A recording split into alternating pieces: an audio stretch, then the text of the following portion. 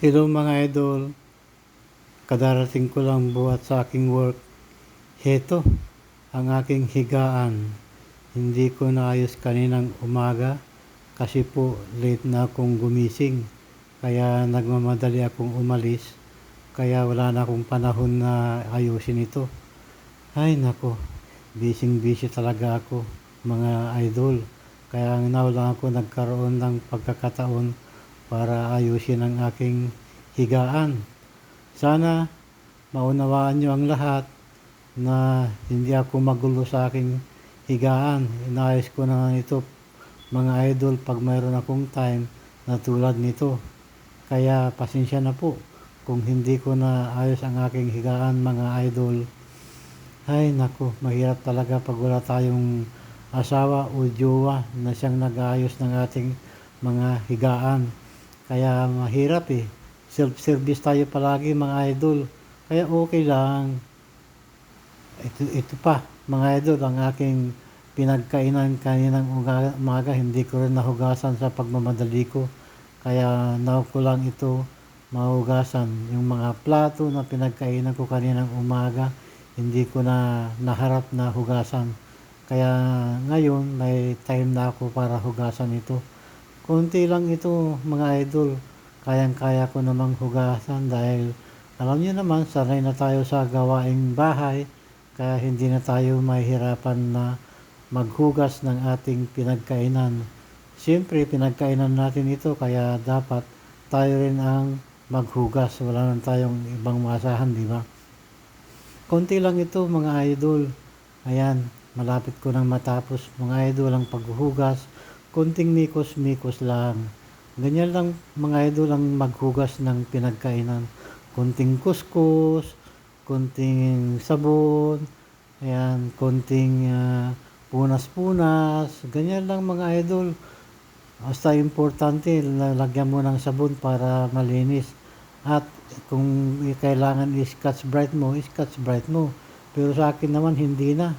Kailangan ko lang na lagyan ng sabon para mahugasan mabuti, linising mabuti para sa ganun ay magandang tignan, di ba mga idol? Tama ako o mali? Sana tama ako mga idol. Ayan. Tignan nyo naman mga idol. Malapit nang matapos ang aking paghugas ng mga plato na aking pinagkainan kaninang umaga kasi po wala na akong mga time na maghugas kanina mga idol kasi nagmamadali akong pumasok. Kaya ayan, hindi ko na nahugasan tuloy. Di bali, at least pag uwi ko naman galing sa work, nahugasan ko na mga idol. Ayan, di ba? Ganyan lang naman mga idol eh. And then, bumili nga pala ako ng bigas nung isang araw mga idol. Yan ay 10 pounds. Ang halaga ay $11. Pagkain ko na yan mga idol ng 2 linggo. Eksakto na yan, 2 linggo. Bago maubos.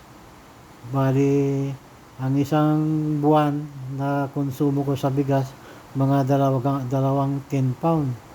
Yan, dahil hindi naman ako matakaw kumain, palaging diet, kaya okay na yan, at least mayroon na pa akong nabibiling bigas. 10 pound po yan mga idol, pagkain ko sa loob ng 2 linggo, di ba? Ayan. And then mga idol nga pala, ito, magluluto na ako ng aking kanin, 2 takal yan mga idol. Bali pagkain ko ngayong hapon, tapos yung kalahati sa bukas. Bali pagkain ko sa breakfast. Ganyan po mga idol ang aking sistema sa pagluluto. Is 2 beses kong kakainin yung aking lulutuin kanin para makatipid tayo sa kuryente at sa panahon. Ganyan lang guys ang magluto sa rice cooker. Saglit lang naman yan eh. Hindi naman mahirap dahil lalagyan ko pa ng tubig pala mga idol, baka makalimutan ko.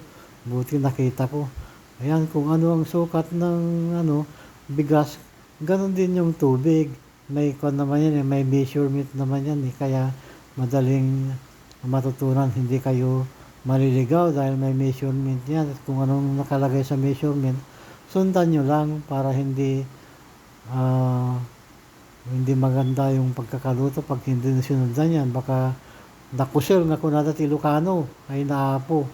Asjay. Tapos pindutin mo lang, isaksak mo yung kuryente. Tapos pindot. Yan. Ganyan lang po magluto mga idol ng kanin.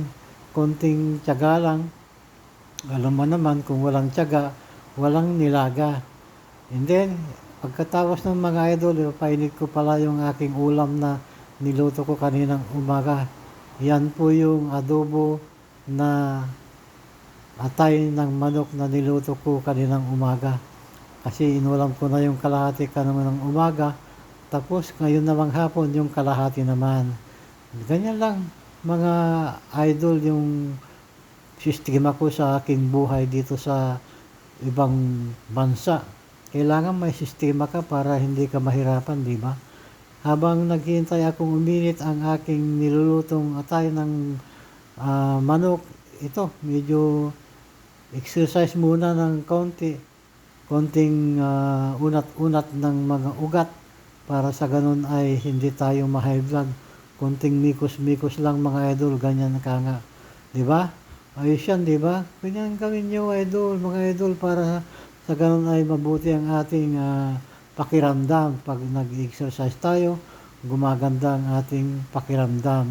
Nagiging masigla ang ating katawan at malayo pa tayo sa sakit, di ba? Habang nagluluto tayo, sabay na natin ang pag-exercise. Ganun yun, mga idol. At checkin mo rin yung niluluto mo, baka sunog na eh. Kailangan i-check din natin para siguradong luto na at hindi masunog. Ganyan lang mga idol ang aking sistema ng pamumuhay dito sa isla ng Saipan. Kung nagustuhan niyo ang aking video, please like, share, and follow for more. Advance Merry Christmas to everybody. Thank you for watching.